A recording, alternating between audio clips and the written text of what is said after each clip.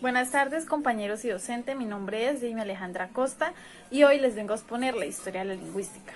Bueno, principalmente el origen de la lingüística suele situarse en la Grecia clásica, aunque es habitual afirmar que los primeros textos dramáticos pertenecen a la protolingüística hindú. Más sin embargo, es la cultura griega la que ha iniciado a la tradición lingüística occidental. Se considera que el origen de la reflexión lingüística se produce en la filosofía presocrática.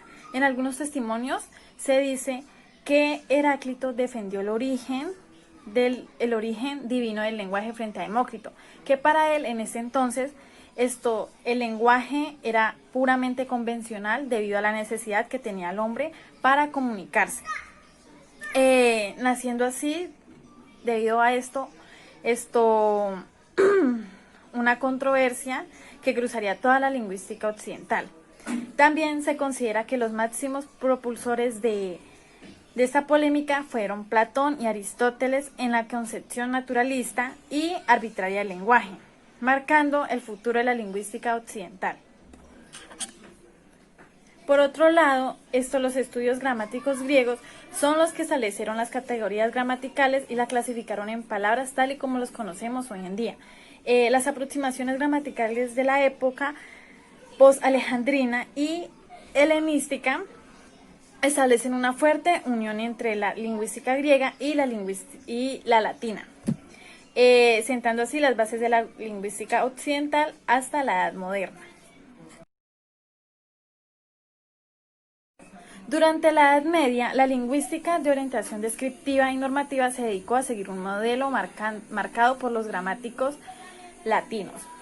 En el ámbito de la aplicación se produce un importante trabajo de la planificación lingüística en los diferentes reinos medievales que culminan con la consolidación de las diferentes lenguas. A la vez se desarrolla una tarea lingüística en tipo especulativo, teórico, que aunan las descripciones gramaticales con la filosofía neo-aristotélica. Por otra parte, la teoría modista considera que cada parte de la oración se caracteriza por representar una parte de la realidad de un modelo determinado. Es decir, a partir de eso se abordan cuestiones de interés en el ámbito de síntesis, la morfología o la síntesis como la función metalingüística del lenguaje. Así, en el concepto de los significados o los binomios, intenciones y connotación y denotación. Ahora continuaremos con el Renacimiento en los siglos XVI y XVII. En el ámbito de la aplicación, el Renacimiento supone una revolución de estudios gramaticales. La gramática del castellano muestra una intención normativa y de fijación de la lengua, así como un espíritu didáctico. En esa fijación normativa cabe destacar la enorme importancia que dio Nebrija a la ortografía. Bueno, en el ámbito de los estudios especulativos, la figura más destacada es de Francisco Sánchez de las Brazas, el broncese, autor de una Minerva en el año 1587, que ejercía gran influencia en la lingüística racionalista de la época.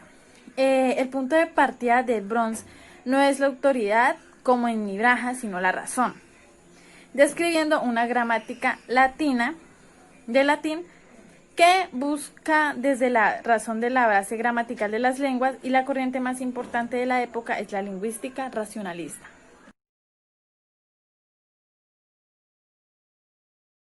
En la Ilustración, la lingüística de esta época partió de la idea de que algunas lenguas tienen vida, lo cual generó preguntas sobre su funcionamiento, cambios de uso y, por supuesto, su origen. En efecto, durante el Renacimiento, el surgimiento de las lenguas vernáculas va a dar lugar a la revitalización de las investigaciones sobre la lengua perfecta o común.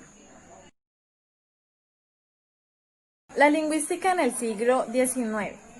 A la luz de la revolución científica del siglo XX y el éxito de las teorías revolucionistas y positivistas, la lingüística histórica comparativa será la gran corriente a lo largo de todo el siglo en los estudios sobre el lenguaje.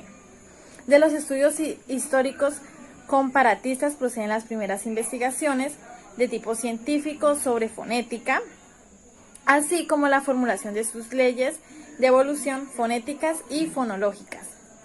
También fueron fundamentales para el estudio posterior del sistema lingüístico los trabajos sobre analogías y sobre todo morfología, pero también fonética.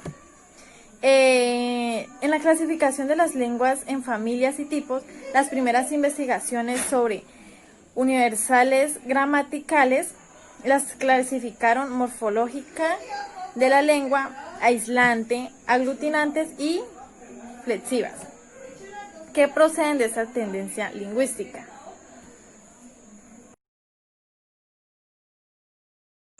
La lingüística como ciencia en el siglo XX. Bueno, en la década de los 60, una nueva rama de la lingüística se genera, dedicándose en la lingüística crítica y en el análisis del discurso. Todas ellas asociadas a las corrientes pragmáticas iniciadas en los 60.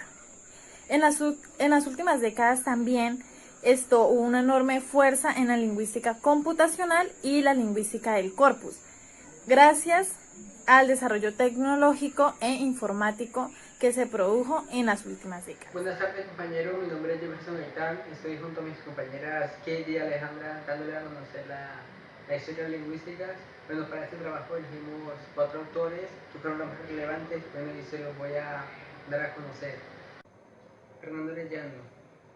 Ese autor es de gran relevancia, ya que los estudios que realizó basados en la historia de la lingüística son bastante profundos en todos los campos que la conforman, y ese a su vez nos trajo puntos referenciales como son los estudios lingüísticos durante el Renacimiento, la ciencia del lenguaje en la India, estudios de lenguajes, puntos que son de bastante importancia para darle una respuesta a lo aquí planteado.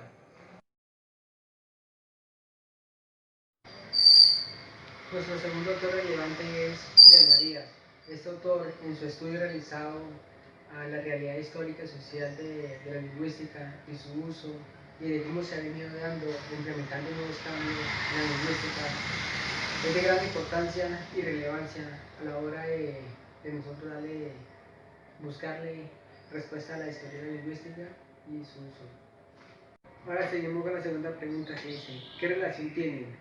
Bueno, estos autores, una relación que tenían entre sí es que era que ambos se basaron en estudios y eventos que se dieron con muchos años atrás para realizar sus trabajos de investigación, y también algunos análisis que ellos realizaron sobre civilizaciones.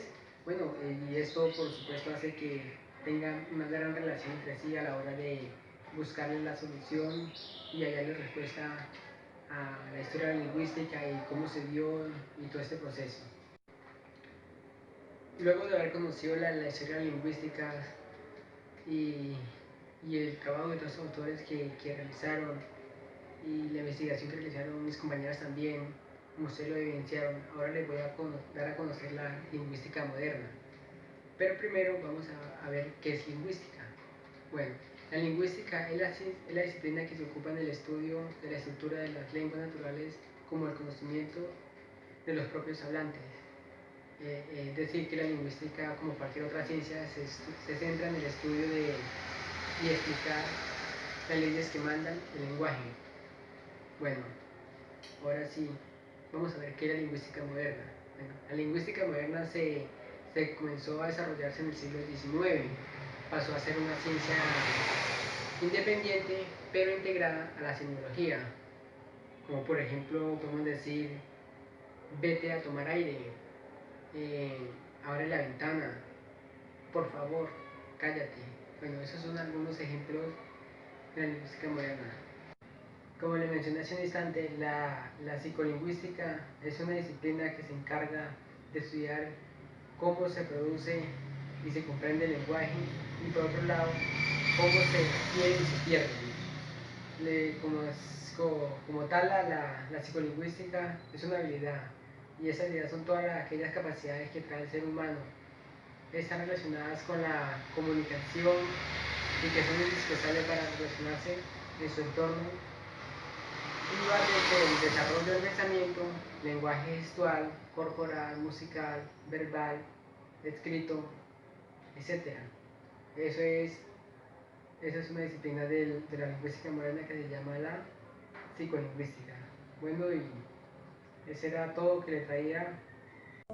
Hola a todos, mi nombre es Katie Johanna Trujillo Monca y el día de hoy le daré a conocer la lingüística comparativa. La gramática comparativa dio origen a la lingüística moderna comparativa del siglo XX, la cual sigue siendo importante hasta nuestros días, ya que al someter una lengua al análisis no se puede dejar atrás la comparación de esta con otras lenguas de sus parientes y su familia. Prácticamente todas las corrientes lingüísticas de la posteridad del siglo XIX y comienzos del siglo XX se formaron como reacción a la neogramática. Por ello, hay que darse cuenta de que los neogramáticos fueron gran influencia para este siglo de la lingüística. Los neogramáticos son un grupo de indoeuropeos que cuenta con el mérito de haber colocado por primera vez a la lingüística histórica en camino científico, porque formaron unas metodologías y postularon teóricos para encaminarlos a una forma práctica. Los neogramáticos decían que su objetivo era encaminar que el cambio lingüístico debe tener un orden de esta manera. El objetivo de estudio de los neogramáticos decía que el cambio lingüístico debe tener un orden y de esta manera ser reducible a investigación sistemática. Estos estudiosos basaban sus esperanzas en que las reglas de la lingüística tuvieran una evolución universales de la propia lengua, es decir, que su uso y empleo de los seres humanos con los fines de comunicación. La forma uniforme en la que se transmite de otra a otra. Dado que la lingüística es esencialmente se ha argumentado los principios lectores para el estudio debe ser basado en reglas universales. Estos estudios tenían dos reglas, la cual la primera era un principio regular, era el cambio fonético, ¿sí? Este decía que los cambios que se dan en esta eran propios de la fonética, ¿sí? Y el otro era la analogía, que decía que las palabras de esos tiempos se podían pedir cambios, que ya se podían dar en su significado o en otras cosas.